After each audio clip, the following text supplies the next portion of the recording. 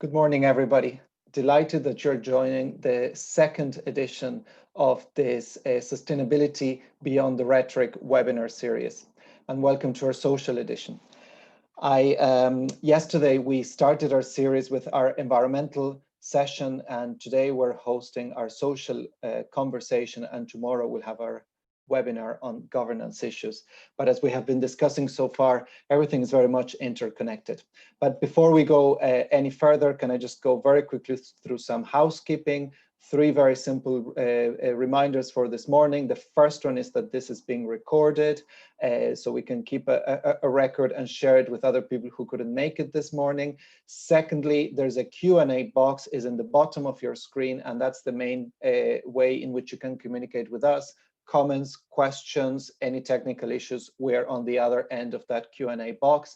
And third, most important, for those of you who are active on social, hashtag Beyond the Rhetoric, please do be part of that conversation online and offline. For those of you who haven't engaged with us before, Business in the Community has been working for the last 20 years on advancing the agenda for sustainable and responsible business in Ireland. We very much believe in a fair and inclusive and a low carbon society, and businesses have a fundamental role to play, and that's what we're going to discuss today. But let's have a look at what we're going to discuss this morning. And in the agenda, you can see we're going to start looking at the social dimension of business.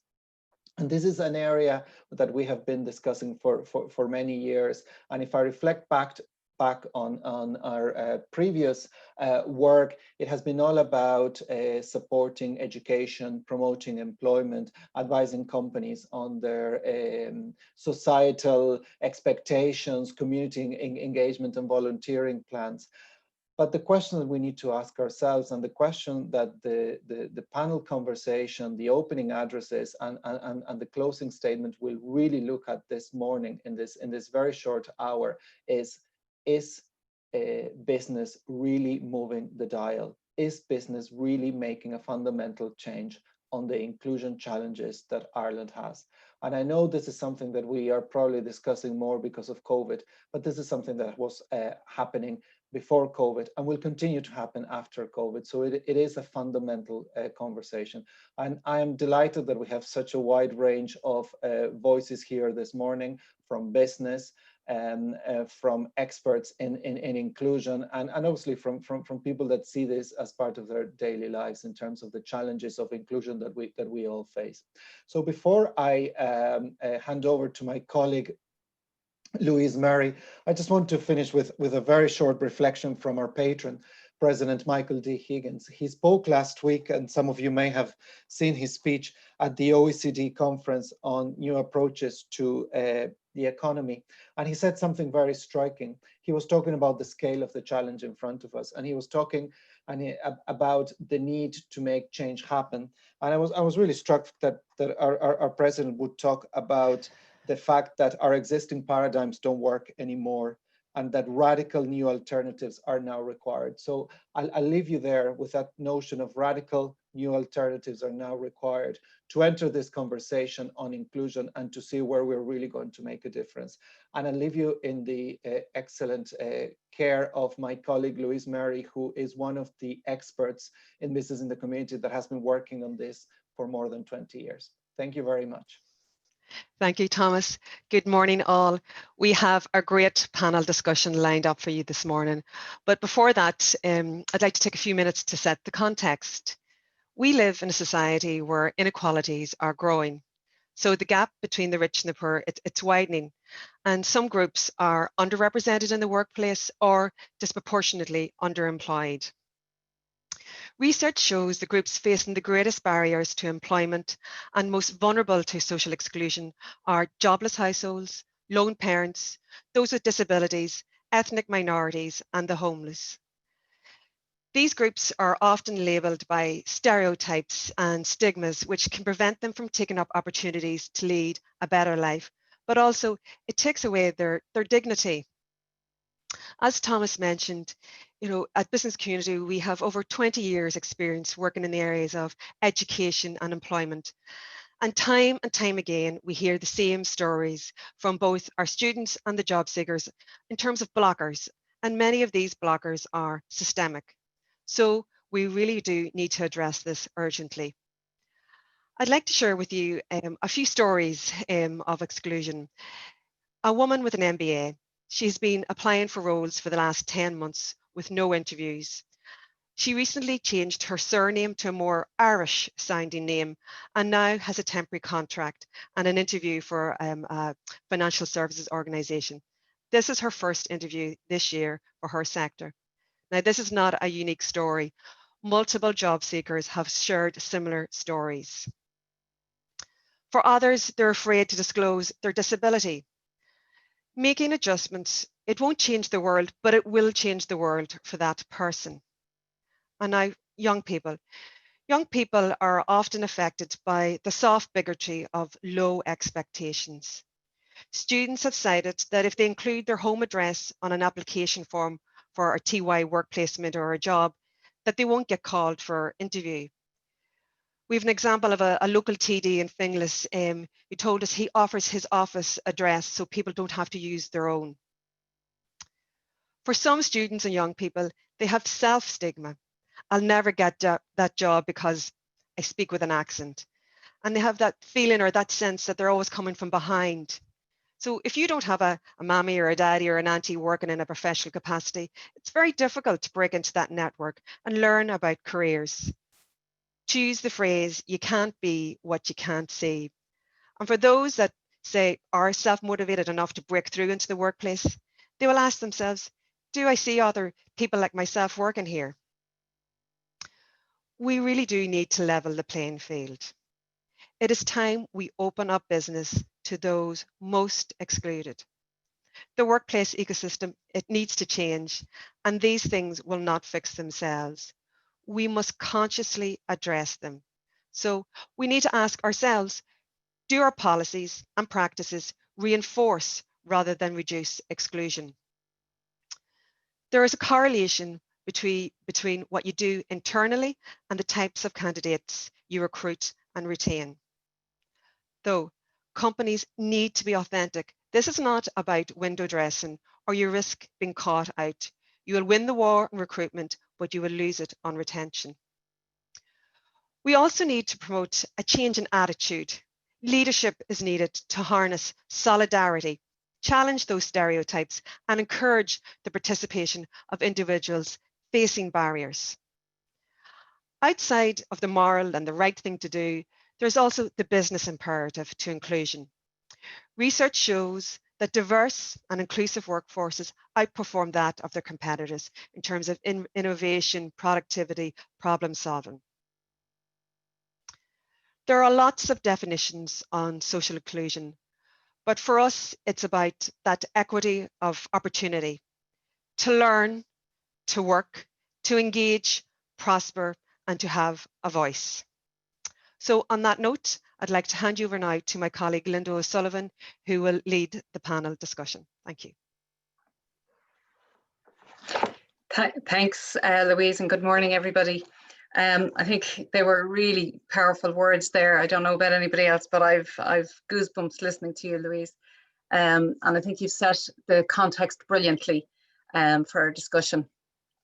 So we promised you that we were going to explore some of the barriers that we know exist to employment and to maybe challenge some thinking in the hope that we'll start a new conversation when it comes to inclusion. So we're very fortunate this morning to have three excellent speakers join us, each bringing a very different perspective to the topic. So I'd just like to ask them to join me on virtual stage here by turning on videos and unmuting microphones. And I see Catherine first to join there. Catherine O'Flynn is the Head of Employment and Benefits at legal firm William Fry. Catherine is a partner in the firm and has responsibility for diversity and inclusion. We also have Paul McKeon from the Irish Human Rights and Equality Commission. Paul is a higher executive office there. He's a specialist in diversity and equality and has been a long-time advocate for the addition of socioeconomic status as a ground, one of the gender or one of the equality grounds. And we also have Opeolu Ibikunle. Opeolu is an accounting and compliance professional with over 20 years experience in Africa. He's been living here in Ireland for the last number of years and is currently working as a social care worker here. So you're all very welcome. Thank you so much to the three of you for taking the time this morning to join us. So I might get started with you, Catherine, and just ask you, William Fry, you've won several awards for diversity and inclusion. You're named within the top 5 international legal firms in this space. So tell me, have you got diversity and inclusion cracked? Do you have the magic formula for what makes an inclusive company? Well, we wish. Hi, Linda. Thank you for having me this morning. Really interesting discussion. So it's very exciting. Certainly, William Fry, diversity and inclusion is very high on our agenda. I'm one of the diversity and inclusion partners in William Fry, and really, really happy to be in that space. And we've made a lot of progress. You know, we're very proud of the recognition that we have received to date. It's great. But we're the first to admit that, like many businesses, we still have a very long way to go, you know.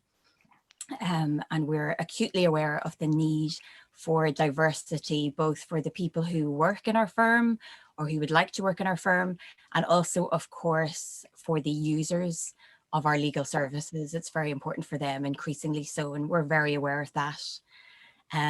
So, you know, working in a law firm, I worked in William Fry for 20 years, so I've seen a lot of progress.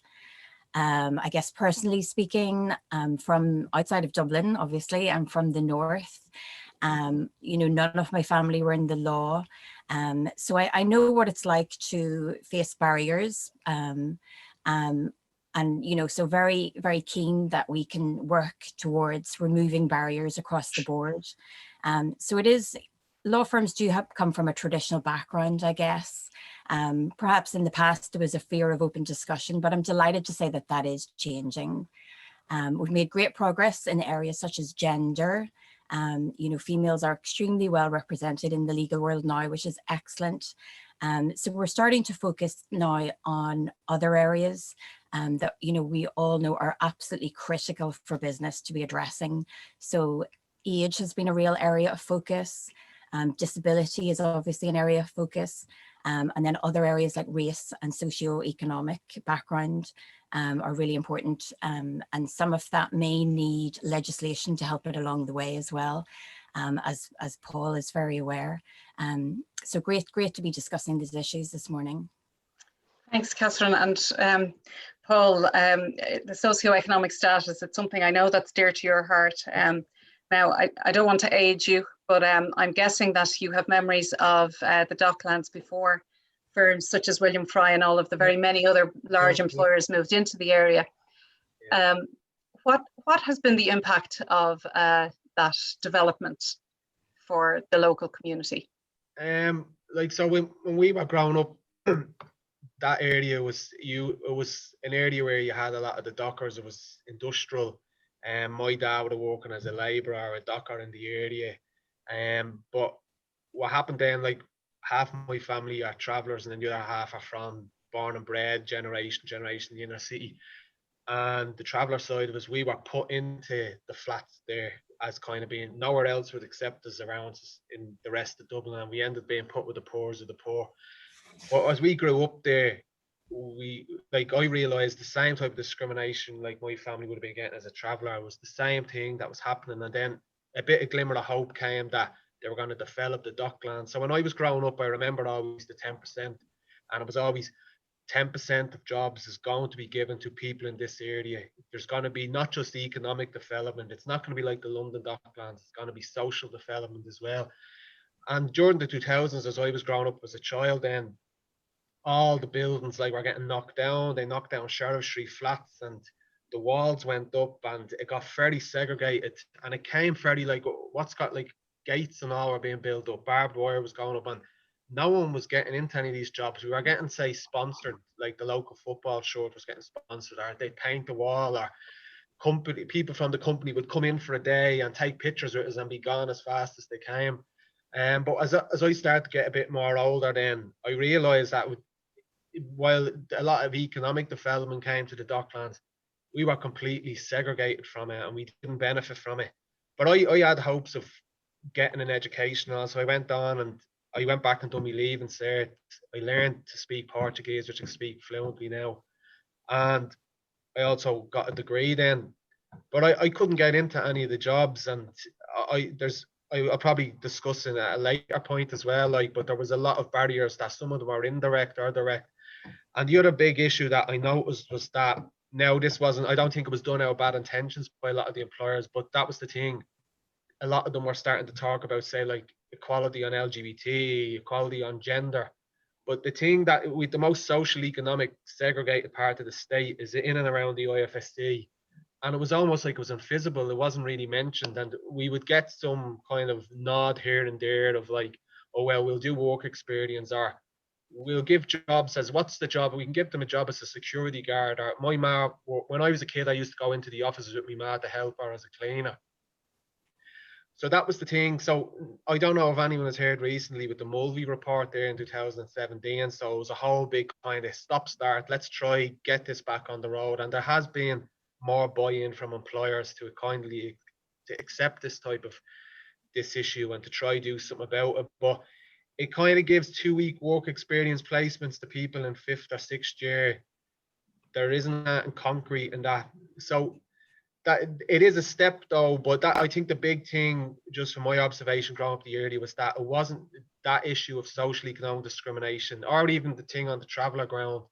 It wasn't really named in a lot of what the social corporate responsibilities a lot of the companies were doing. So that would have been my observation growing up in the area. Yeah, I think it's interesting, Paul, you touch on a good point around the policies that companies have, and in naming certain aspects of diversity, they're almost other aspects are potentially invisible, and so people don't see a place for themselves. Yeah, the thing it'd be an important point to note, and hopefully in a positive measure to employers, that when we see that, and similar to the equality legislation as well, when people in the inner city have experienced historical systemic discrimination, exclusion, generational, when they see they're not even included or named for areas we want to stamp out or prohibit discrimination, it creates anger and it creates a perception of a hierarchy of equality. Yeah. And not to say that sometimes it's not, but that's what it does as well. So it really creates a whole feeling of powerlessness in that you have, even in my flats, none of us, I'm literally the only one that would work kind of in what would be not considered precarious employment, a secure job. So that's the thing, even when my sister's flats there, Twitter is literally on their doorstep, and they have gates and walls around them, so you're segregated in. So I think it's a thing of naming first and then taking the lead from there, where you can get into, and I can get into a later stage of just the kind of the examples. Yeah, I might just bring Opeolu in there. Opeolu, you thought most likely the range of opportunities in the financial services sector were on your radar when you were starting to think about your move to Ireland, and looking at your preparedness, I suppose, for entering into the Irish labour market. Can you just give us a little sense of, I suppose, your decision to move here and what you did to prepare? Yes, thank you so much. Yes, I was actually in banking in Africa before coming over to Ireland. And as part of preparatory to come over, I sense that when I come into Ireland, of course, there will be some types of requirements in terms of qualification, not just experience. And so because of that, I decided to register with the Institute of Bankers Ireland to start studying even from Nigeria before coming, for some professional exams. So when I came, I did the competency exam in compliance, hoping that that should easily pave the way to be able to easily get, a job when I come around here. but it was like he didn't really add anything to it at the end of the day, because even with those professional qualifications and going for job interviews, they begin to ask you for some other things, you know, like you don't have European qualifications and all that. And so I realized that it will appear that those preparation in advance did not really add to the bottom line, as it were. Just to go back a bit to mention the motivation for coming, you know, to relocating to Ireland. Personally, on my own, I wouldn't have to relocate to Ireland, but I was thinking of the kids, you know, my children, you know, having to get better education for them. Environment where it is easy for them to be mobile, to move around and all that. So that was the initial motivation for relocating to Ireland. Yes. Oh, okay, so educating your family was a big driver in coming here. And was there a turning point for you, Opeolu, when you were in your job search where you decided that, look, I'm not getting a role in finance, I need to do something different? Yes, I must say that in a way it was a bit difficult. I thought it was going to be very easy when I came. You know, I thought it was going to be very easy because apart from having a professional qualification in accounting, whereby in my country, I also have some other professional certifications in fraud examination, in IT audit, and in compliance, money laundering, and all that stuff. You know. So I was expecting that when I come on board, you know, maybe just a few months, I should be able to get something doing. But I just kept on going for one interview to the other. And then in the interview, you will have the impression that you did so well, okay? Because they ask you questions, there are things that you are familiar with, you have done for years. So you don't really need to open any book to give answers. You are giving answers based on practical experience. And then there you come, no, it's a European experience. So that became like a serious setback, you know, and I had some discomfort with that. I don't want to use the word frustration, you know, so I had to slow down a bit, guys. Yeah, sure. And I guess, Paul, for you, you're a dyed-in-the-wool dub like myself. So navigating kind of a new country wasn't part of the set of barriers you had to encounter when you were setting out as a graduate, looking to build your career. But you did face a number of different barriers as well. You maybe just give us a flavour of some of those barriers looking for a graduate opportunity. So I'll try kind of and capture it just there very shortly. So just basically so disproportionately, like people from the travelling community are coming from the inner city. A lot of the time you won't complete your leaving cert, but if you do, you're not going to have that immaculate 500 points to get it. So in my own circumstances, I didn't do my leaving cert. I went back then to repeat the leaving cert, and then I got a FETAC, which got me into the back door to do an honours degree. And then from that honours degree out in Blanchardstown, I was able to get into Trinity to do a postgraduate. So I had the 2.1 from Trinity, but then, as you are probably aware with all the big multinationals, you have all these graduate programs and they're fairly prestigious. And there is a perception in the inner city as well that a lot of these graduate programs, there's no really diversity in them. They're getting the same type, not to say there's anything wrong with the same graduates, but the same graduates from fairly affluent areas, disproportionately from private schools, all cut from the same cloth. So when I started applying for all these graduate programs, I was noticing all of them had a very similar kind of robotic structure to a lot of them. It was put down your junior cert results, put down your leaving cert results, employee referral that you could only give if you knew someone in the company. Now, I'd be joking about that because, like, anyone from Sheriffshire or from the travelling community, I'm sure from a lot of migrant backgrounds as well and all, you're not going to know the people internally in there to get that reference. And sometimes I cheekily put down, well, yeah, my ma worked as a cleaner in your office, because that was literally my only way of putting in that's my reference to that company. So I was just getting cut off all the time, constantly cut off, and everyone in my class that I done the honours degree with, that I done the postgraduate, they were all into the graduate programs, and the graduate programs fast track you to a successful career if you keep stuck in with them. So 2 years went by, and I was obsessed with trying to navigate to master them, to get to know how to get through them, because there's a lot of stuff you'd see online of people devote their time to actually knowing how to pass this.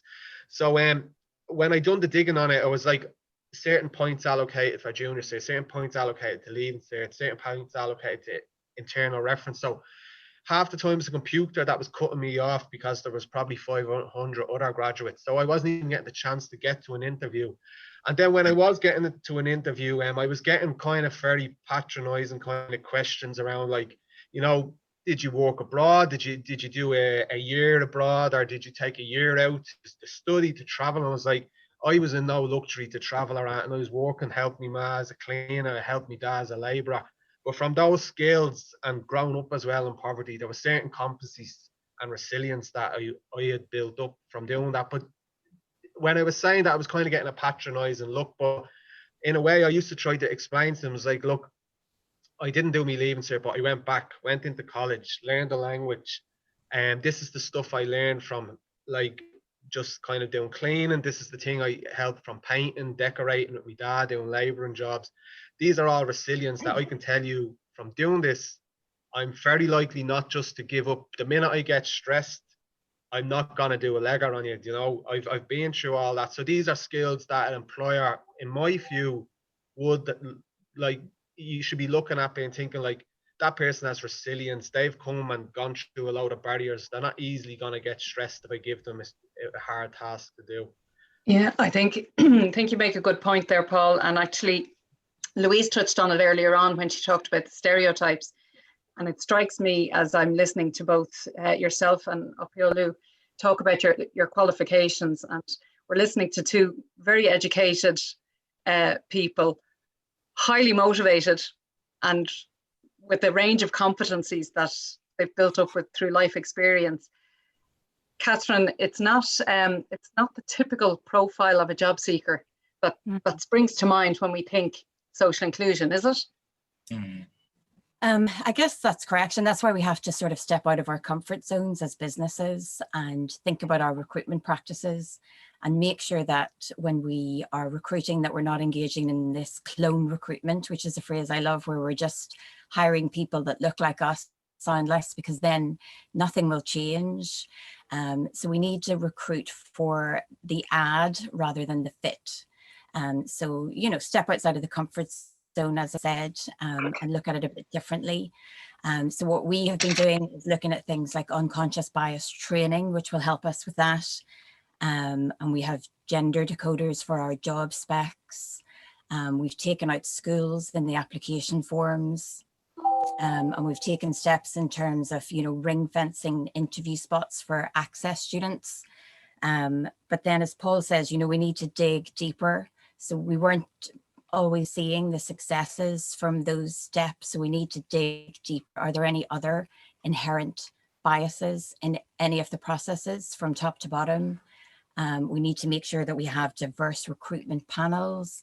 We need to make sure that we're having inclusive interviews. So it's really important at that recruitment stage. You know, our recruiters have amazing power to make a difference. And it's important that we all bear that in mind. But then, of course, you know, as Louise said at the start, you can't be what you can't see. So we can do all this work at the recruitment stage, but we have to make sure then when the best candidate who can add all this value is hired, that they see people like them surviving and thriving in the workplace, so that we're signaling all the way, so that we've created pathways. And then when the inclusive bit kicks in, then they see the signals that they can make it in the organization, you know. Yeah, it's something that we hear a lot from employers around, you know, diversity, and that they're committed to diversity. They have open roles, but they're not getting the applicants. The applicants aren't coming through. Sorry, excuse me. Yeah. And that's something that I think we need to probe further into. So what is actually happening there? So I agree. Yeah, I agree. And, you know, looking at it from our perspective, I guess, as legal professionals, you know, we're kind of professional problem solvers. So we should be able to figure that out and solve that problem. As Louise said, though, these problems aren't going to fix themselves. And certainly what we know from history is that it's not going to just fix itself organically. So we need to work at it. So from our perspective, we need to make sure that there's a great pool out there of diverse law students. So how do we get them there? We need to see what's happening in school. Then we need to see what's happening in college. And then we need to give them the tools to survive in what is an increasingly competitive environment. So yes, like policies and everything are great, and slogans are great, but we really need to go back to basics, back to the start, and see what differences we can make to make sure that we do have really diverse candidates applying for the job. And then, as I said, you know, don't just recruit for fit. Don't just recruit the same as us, recruit for add. What can that candidate add to the organization? I think that's a really nice way of putting it, actually. I think it's an interesting perspective, and it's a real mind shift, and it's not an easy thing to do, because every single one of us, you know, we all operate within our own biases and our own I suppose frame of reference. But Opeolu, I might just ask you as well on that. When you hear statements on the one hand, like, you know, there is no diversity out there, or the applicants aren't there, and on the other hand, we can see the ESRI are talking about the African population in Ireland as being one of the most disadvantaged when it comes to the labour market, and we know that Black men in particular are disproportionately underemployed here in Ireland. How do you balance those two statements? There. In reality, I actually believe that the problem is not that the candidates are not applying for the roles. The problem is not that the candidates are not there. There are other issues. For instance, you have issues of fit, like Patton was talking about. Okay? You look at a job placement advert of the job description, and you're asking myself that, no, this is not possible for you to have somebody to be able to have ability to combine all these roles as a ready-made, you know, candidate. You just need to be able to add something to the candidate to get exactly what you want. And of course, the candidate himself also has some other skills and knowledge to actually bring on board. But if you want to say, okay, you close the job description on the table and you expect any human or any candidate, as it were, to be able to do all those things, the truth is that it's practically impossible. So employers of labor should seek ways of adding value, you know, not just looking for, you know, a candidate on the shelf can do everything. Now, the other issue is this, overqualification. You know, you are qualified for a role. You can do everything the job actually desires, the employer desires. But I don't know, there is a sort of a subtle reluctance, as it were, on the part of the employers to take on board people who can actually do the work. Okay? And then what you have is that you go for an interview. From all indications, as far as all the questions are concerned, you know, you answered very well. But the interviewers feel that this guy knows too much. Okay, we are not sure that if we take him on board, he will stay. That is one.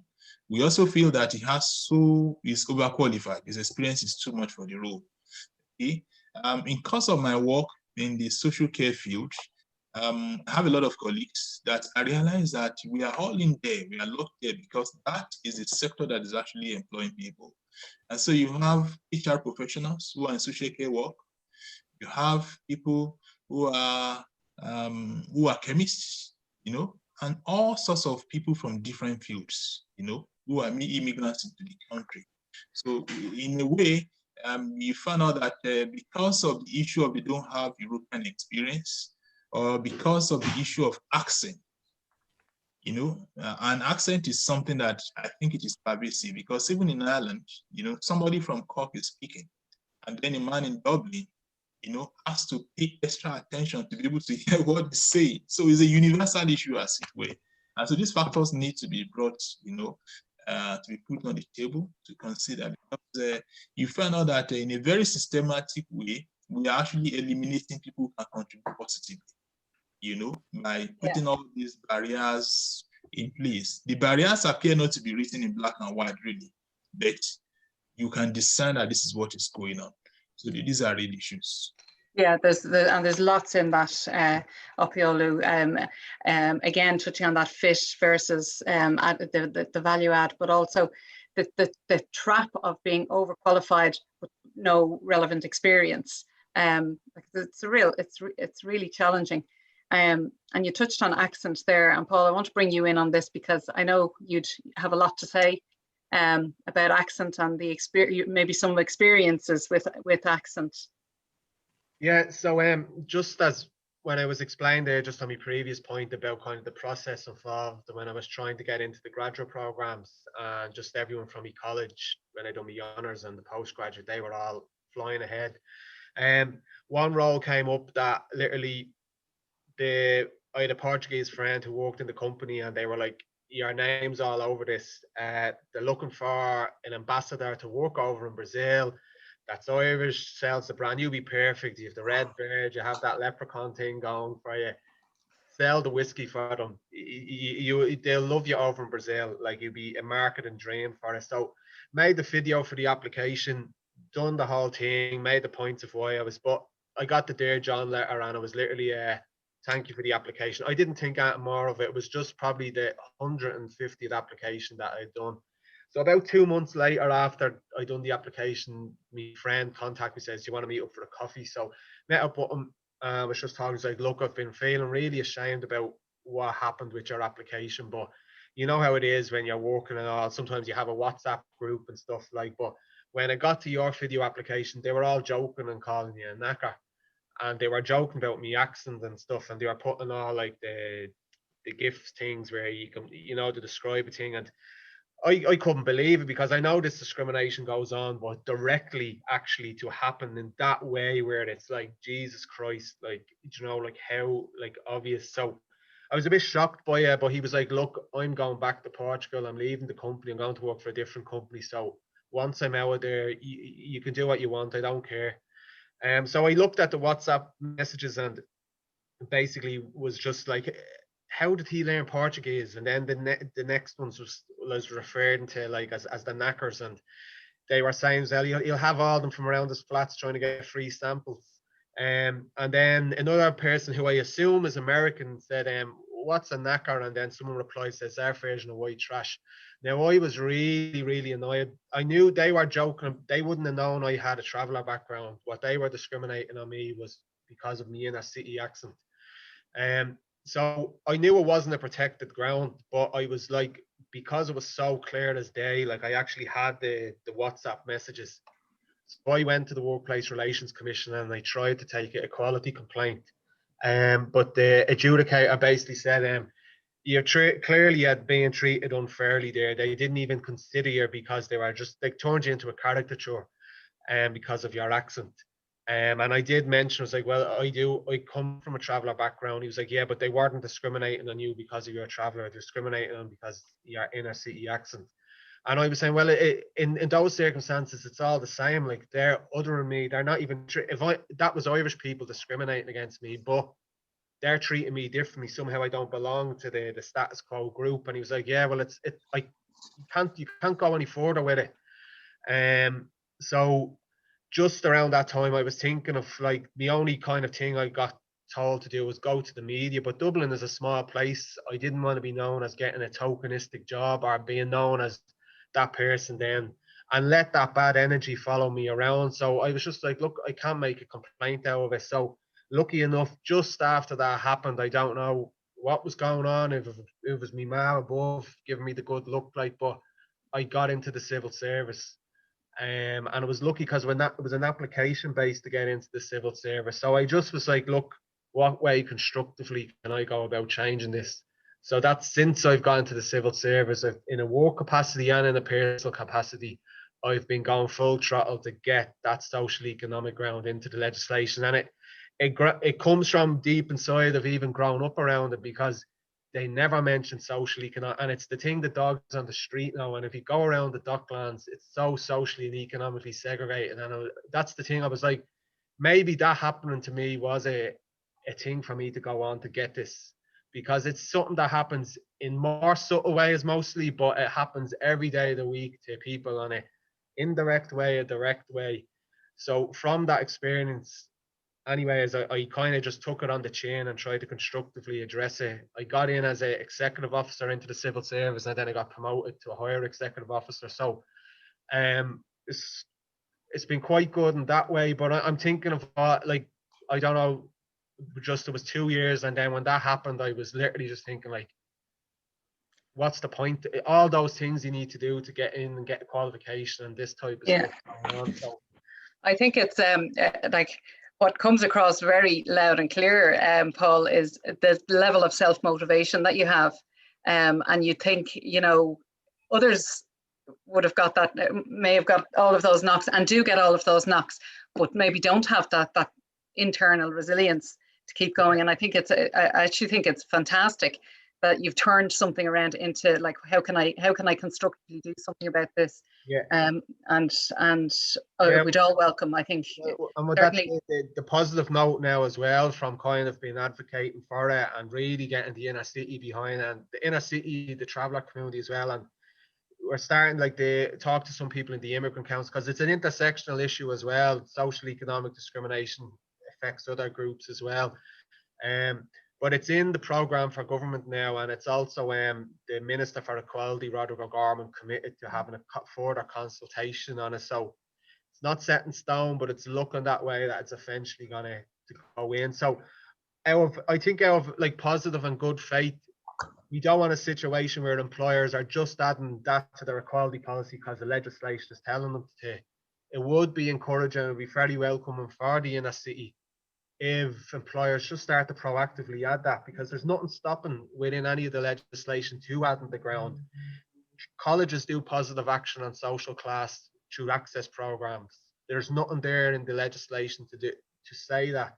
They just do it. So there isn't that, and that's stopping employers to do it. So it would be welcoming in the future to start seeing. Yeah, and I do think, yeah, as you say, there's kind of growing momentum behind it, and I think it's going to be really important. You've touched on lots of things there, Paul, and that intersectionality piece, and kind of, you know, labeling different groups, and then the potential for resentment between different groups. There's a huge complexity in all of this. Now I'm kind of keeping my eye on the time, and I know we're coming close to finishing up. So what I'd really like to do is just maybe go to each of you in turn and just ask you if there's one thing that employers could do to really make a positive impact on social inclusion. What would that be for you? And Paul, I'll start with you and then go to Opeolu, and Catherine, I'll finish up with you if that's okay.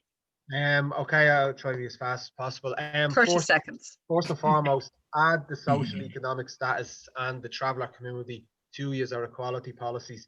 Other than that, take away asking for junior cert, leaving certs, and employee referral as kind of extra points to get in.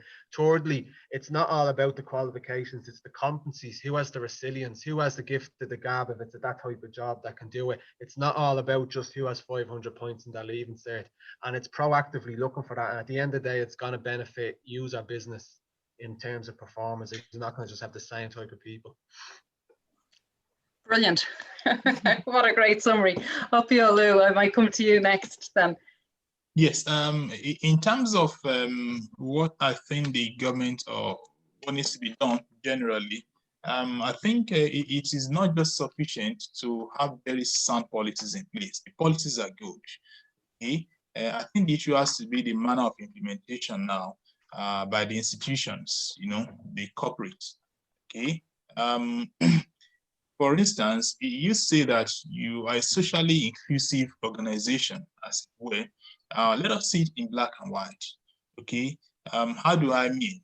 Okay, you could create a pathway for immigrants who are coming into the country, and then you have something like an apprenticeship program, whereby you say that the staff strength of this company is 100, and 10% is reserved, you know, for social inclusion purpose. And then out of this 10 10%, okay, that come for the apprenticeship program, how many of them do you finally recruit at the end of the day? So we need to have something like a key performance indicator, okay, such that every institution, okay, in Ireland could have a score sheet to say that we're a socially inclusive organization, okay, and this is what we do. This is the process we have put in place, okay. This is the number of immigrant community that we actually provide an apprenticeship program on a yearly basis, and out of this percentage, this is the percentage that actually we finally reach. Okay, because what we see now is that people who actually have the competencies, okay, they're not suitably employed.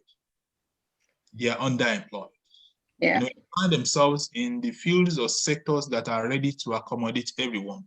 So the fields that they are trained for over the years, okay, that in terms of competency, they really have a lot of experience. Okay, they are disqualified because of not having European experience. So there should be a pathway, okay, to bring this kind of people on board, because the truth is that they have a wealth of experience, no doubt about it. So today they are discounted and they find themselves, just managing, to create, to move into another role entirely. They are changing career because they have no choice, as it were. They have to pay bills, Yeah, thank you, Opeolu. And there's again lots in that that really we can all take away with us. And I really like your phrasing there about the number of people like with competencies that aren't suitably employed, but are working in sectors that are willing to accommodate them. Yeah. It's fairly powerful sentiment. Catherine, I'll just come to you. And again, apologies, we're out of time, but 30 seconds. Yeah, well, I just think, if we can continue this conversation that we're having here, that would be a good thing for sure. And as I said earlier, just stepping out of our comfort zone and recruiting for add rather than fit or rather than the same. I think as businesses, we should be ambitious and robust with our plans, but at the same time, recognizing that we can't fix everything at once. But if we focus at one thing at a time, then we will, create healthier organizations, I think. And always bearing in mind that employment is the ultimate leveler here. And I guess until our firm is fully reflective of society, then we've still got work to do. Thank you, Catherine. What a lovely way to finish on it. That's something, it's something that's very, very important to us at Business and the Community. I knew we'd run out of time. We could have stayed on.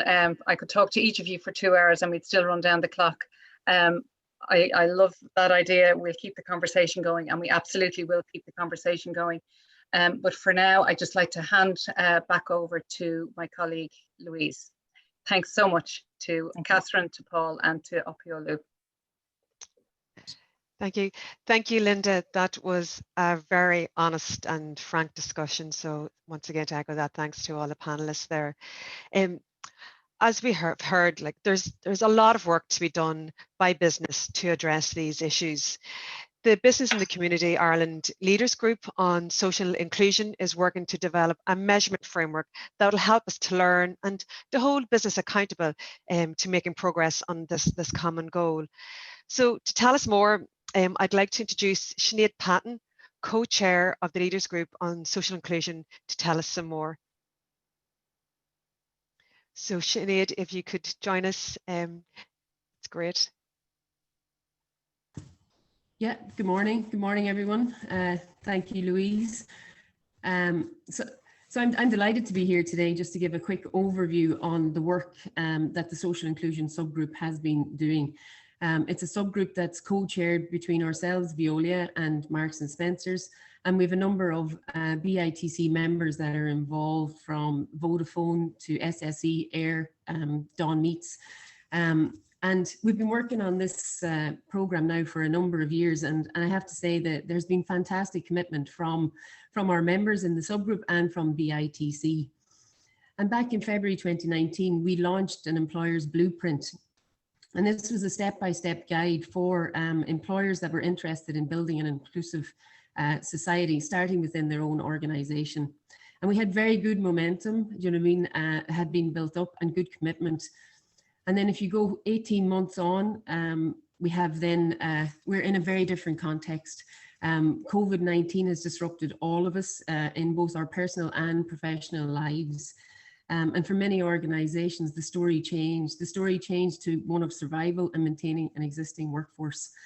But the other part of that then was the gap in society, and those from disadvantaged areas became even more apparent during the pandemic. So we had a number of discussions within our subgroup to work out, well, how could we regain the momentum that we had, and how could we get back onto our social inclusion agenda? How could we reinvigorate that? And what was clear from the discussions was that while social inclusion was still very important to most organizations, unfortunately, it came lower down on their list of priorities. There was other more urgent matters that they needed to attend to. But from my point of view, and from the group's point of view, it was very encouraging that social inclusion was still very important to our members. And so what we looked at then was, well, how could we move this forward? How could we go about measuring our successes? How could we recognize the different stages that companies are at on their inclusion journey? And then ensuring that we strike the right balance between what our ambition is and what can be pragmatically achieved by companies. What we did then was we looked at the success that had been achieved through the low carbon economy subgroup and the pledge, companies pledging what they could do. And then we looked at, well, could we apply that to our social inclusion subgroup? We understood in that context that we needed to recommend a solution that would be flexible, but also robust. What we didn't want to do was have a situation where companies could opt in and opt out, because what we want to do is something that will make an impact. So the solution that was outlined was a 3-phased approach. And the first phase is where we're working towards companies making a pledge or a commitment in relation to their social inclusion journey. And in doing that, what we'll be looking for companies to do and to commit to is to communicate our commitment to diversity and inclusion, communicate tangible actions that companies are doing in relation to embedding inclusion, but then also committing to measuring and reporting performance as a collective group as we go forward in relation to a framework. The second phase, and we're hoping to launch that pledge in Q1 2021 next year. Yeah. And then as we go down through the other phases, in phase 2, what we'll be looking throughout 2021 is to continue to focus on that measurement and reporting framework. And then phase 3, as we start to gather insights and information, that we build on that information in order then to scale our ambition going forward. Deloitte, who is one of our subgroup members, have kindly offered their services in order to enrich the process that we are doing. They're going to carry out some research in this area for us. They're also going to help in the building of the framework, the reporting framework, and also we want to report on this on an annual basis. So therefore they'll partner in relation to that. We outlined our proposal to the leaders group a number of weeks ago, and I have to say the feedback was great.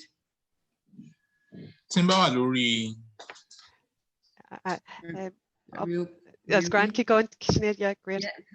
And overall, they felt it was a terrific initiative which would benefit businesses and the wider community, because the more diverse and inclusive our employers are, the better our workplace will be, and also the healthier our environment. So I suppose overall, what I want to finish, and I'm delighted to be part of this project. I'm excited for the new stage of this project that we're going into, and I would really encourage everyone to get involved. For me, we should make this commitment to ourselves and to society so that we can ultimately have a workforce which will be more reflective of the makeup of Irish society that we have today. Thank you, Louise.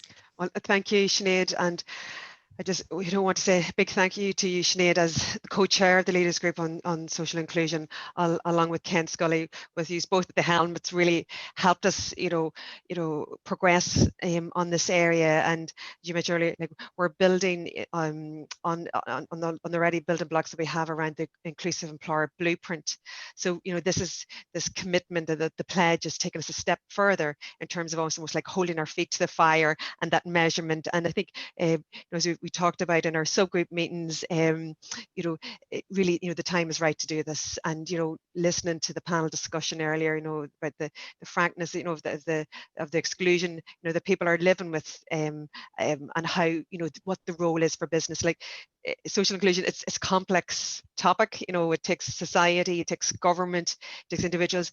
But today and through the pledge, we're really looking at the role of the pledge and that commitment. So thank you very much, Sinead, for your support on this. And as Sinéad mentioned, we're taking a lot of learnings from the low carbon pledge, and our goal is to really have this authentic diversity inclusion pledge, and we're calling out to you to really to businesses and experts to engage and collaborate with us in developing this framework so that we really can move the dial on this. So this really takes us to the end, folks, but before we conclude, I will do some housekeeping for upcoming events. So tomorrow morning, we have the final webinar of our Beyond the Rhetoric series on governance. So it's also at 11 a.m. On the 12th of November, we have an in conversation with Paul Polman.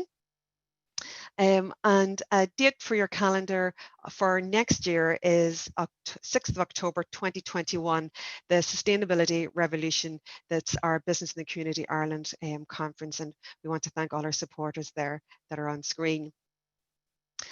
So really to conclude, I want to say on behalf of Thomas, Linda and myself, I'd like to say a big thank you to our guests, to Catherine, to Opeolu, to Paul and to Sinéad. Just was a really rich discussion this morning, so really say thank you for that. We'd also like to say thank you to our colleagues who have been working behind the scenes. Big thanks to Lorraine Wall, Maura Horgan, and last but by no means least, Shane Mulcrone. So on that note, I want to say thank you and goodbye. Thanks.